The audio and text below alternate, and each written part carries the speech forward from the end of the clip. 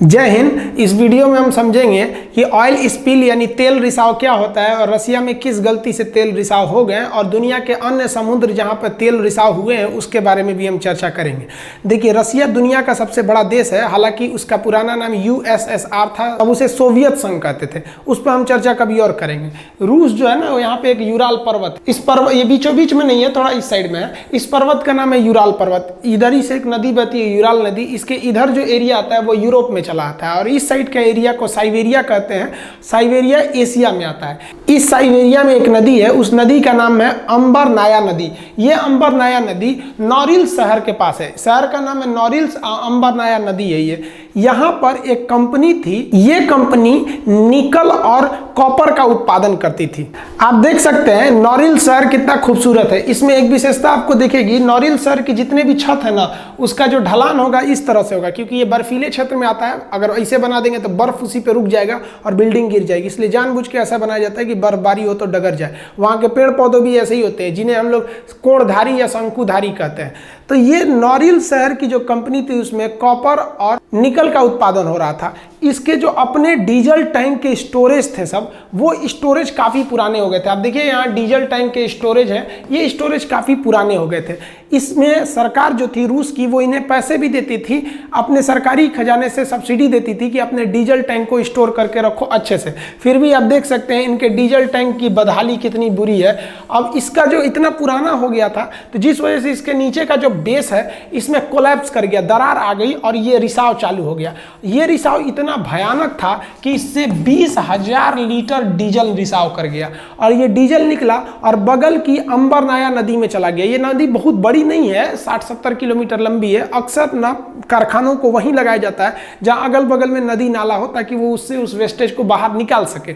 लेकिन 20,000 डीजल निकल जाना कोई छोटी बड़ी बात नहीं होती है। इससे यहाँ नदी का पूरा इकोसिस्टम बिगड़ गया, नदी डीजल से लाल हो गई। शुरुआत में तो नदी को बैरिकेटिंग लगा दिया गया कि डीजल जो है, एक्चुअली आप जानते हैं वो ऊपर ऊपर फ्लोट करता है, तो यहाँ लगा दिया गया था कि डीजल क्रॉस ना कर पाए। लेकिन देखते देखते नदी का रंग बदल गया, लाल हो गई यहाँ की नदी। और ये हालत इतनी बिगड़ गई कि नदी के हालात को देखते हुए यहाँ पर रिस्क इस बात का हो गया कि ऐसा ना हो कि कोई पब्लिक भीड़ आ जाए और उसी में कहीं किसी से स्पार्क या कोई ज्वलनशील चीज जल जाए, तो फिर तो इसमें आग पकड़ लेगा। 20,000 लीटर फिर बुझाना मुश्किल हो जाएगा, डबल लॉस हो जाएगा इसके लिए। तो इसके लिए व्लादिमीर पुतिन ने स्टेट इमरजेंसी घोषित कर दिया गया। इमरजेंसी के वक्त में एक आम नागरिक के सारे अधिकारों को छीन लिए जाते हैं, लगभग जैसे हिंदुस्तान में अनुच्छेद 20-21 को छोड़ के सब छीन लिया जाएगा। इमरजेंसी डिक्लेयर होने की वजह से यहाँ कोई आम नागरिक नहीं जा सकता है, ज़्यादा मीडिया भी जाएगी नहीं वहाँ पर, ताकि यहाँ पे आर्मी को उतारा जा सके और जल्दी से जल्दी इस स्पिल यानी रिसाव को कंट्रोल किया जा सके। आप हालत ये समझिए कि ये जो नदी है, आपको नहीं लग रही होगी कि नदी है, पूरा डीजल भर गया यहाँ पर। इसके लिए कंपनी जिम्मेदार है। पुतिन ने उन कंपनी के अधिकारियों को बर्खास्त कर दिया गया और जांच के आदेश दे दिए गए हैं। इस नदी से जब पानी निकाला गया तो एक बोतल पानी का हालत देखिए, इसमें केवल पानी में ना ये डीजल है, ये थोड़ा सा नीचे पानी में दिखेगा आपको, बाकी पूरा डीजल भर गया यहाँ से। इस प्रदूषण की वजह से यहाँ पर पर्यावरण को बहुत ज़्यादा क्षति हुई है। आप देखकर खुद ही अंदाजा लगाइए कि वहाँ के पक्षियों पर कितना बुरा असर पड़ा है। ये लोग पूरी तरह नदी के डीजल में नहा गए हैं। यहाँ पे जितनी मछलियाँ थी वो मर गई हैं, जितने पक्षी थे वो बेचारे तड़प तड़प के मर रहे हैं। ये एक मानवीय गलती के कारण इनका जीना मुश्किल हो गया, इतना प्रदूषण हो गया है। आप देखेंगे ये जिद्दोजहद कर रहा है कि कैसे उस जहरीले पानी से बाहर आ सके, और बैरिकेड लगा दिया गया ताकि डीजल पूरे नदी में ना फैल सके। आसपास के पर्यावरण पर बहुत ही निगेटिव असर पड़ा है इसका। बहुत से जीव ऐसे हैं जिनको पहचानना मुश्किल हो गया है, उनके ऊपर पूरे डीजल से वो लोग लद गए हैं। अगल बगल के पर्यावरण पर इसका बहुत ही बुरा प्रभाव पड़ा है और ये 10 साल तक ऐसा माना जा रहा है कि इसका प्रभाव रहेगा। इतना फैल गया है वहाँ पर डीजल चारों ओर हो गया। आप देख सकते हैं यहाँ पे कि किस तरह से जीव जो हो गए हैं वो फंस गए हैं। वहाँ जो नदी है उसका पानी उठाने पर उसमें केवल डीजल मिल रहा है। ऐसा नहीं है कि ये एक तेल रिसाव एक पहली घटना, इससे पहले भी अक्सर तेल रिसाव की घटना होती रहती है। सबसे भयानक तेल रिसाव मैक्सिको की खाड़ी में हुआ था।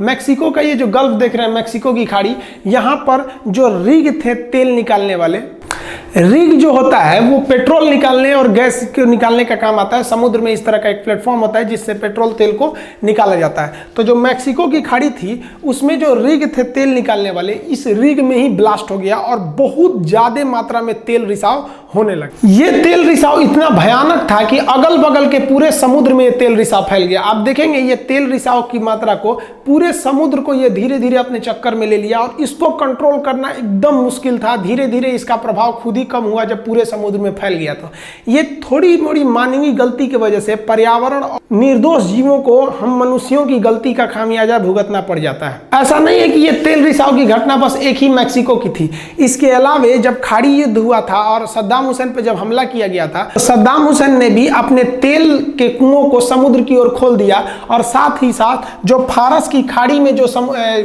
तेल टैंकर थे उस तेल टैंकरों को डुबाना चालू कर दिया, जिस वजह से यहाँ पर पर्यावरण को काफी ज्यादा क्षति पहुंची थी। आप देखेंगे मिडिल ईस्ट में किस तरह से जहाजों को डुबाया जा रहा था उस वक्त में। इन जहाजों के डूबने से, तेल टैंकरों के डूबने से अपार मात्रा में तेल रिसाव होता था, जिससे कि पर्यावरण को बहुत ज्यादा क्षति होती थी।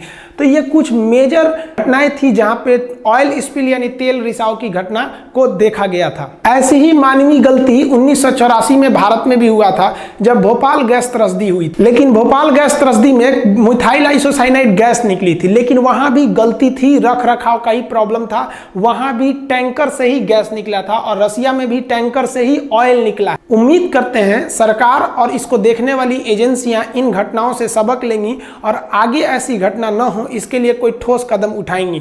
मिलते हैं आपको अगले वीडियो में, तब तक के लिए जय हिंद।